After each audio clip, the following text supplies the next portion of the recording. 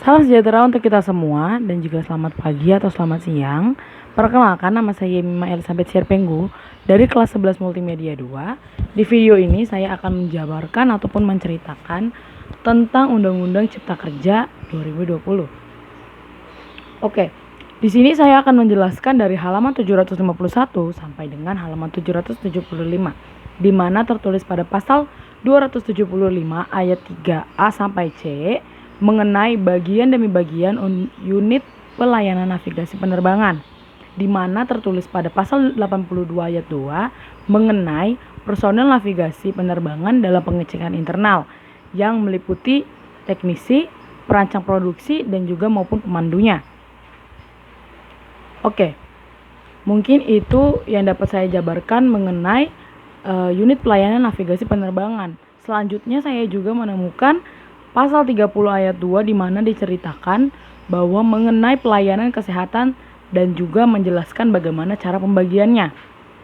Terdapat juga di pasal 60, pasal 106, pasal 24, dan juga di mana tertulis di pasal 29 mengenai peraturan atau bagaimana cara menyelenggarakan pelayanan dari setiap rumah sakit yang ditentukan dan ketentuan yang harus dilakukan. Lalu saya akan membahas juga pada pasal 18 sama kaitannya dengan pasal 30 tadi, di mana tertulis mengenai perizinan maupun ketentuan syarat yang harus dipenuhi untuk industri farmasi. Jadi tidak jauh dari segi kesehatan ya. Kalau tadi kita membicarakan bagaimana pembagian dari rumah sakit ataupun dari pelayanannya, maka di pasal 18 ini maupun pasal 11 ayat 1, pasal 15 ayat 2, pasal 18, pasal 39 ayat 1 sampai 2, dan juga pasal 15, dia menjelaskan bagaimana caranya untuk mendapatkan izin untuk membuka sebuah industri farmasi, di mana dibutuhkannya izin untuk membeli obat-obatan atau bahan-bahannya. Lalu masih membicarakan tentang pendiri industri. Namun berbedanya adalah bidangnya. Pada pasal 68 dan juga pasal 77 maupun pasal 91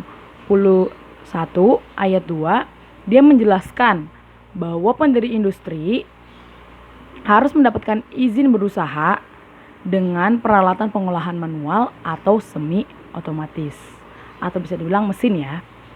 Itu masih ada kaitannya dengan farmasi tadi. Nah, lalu saya juga menemukan ada kaitannya mengenai pendiri perusahaan, di mana pada pasal 14 dan juga pasal 26 perizinan pembuka usaha, namun dengan memanfaatkan sumber daya alam yang dimana harus dipelihara dan dibudidayakan dengan baik.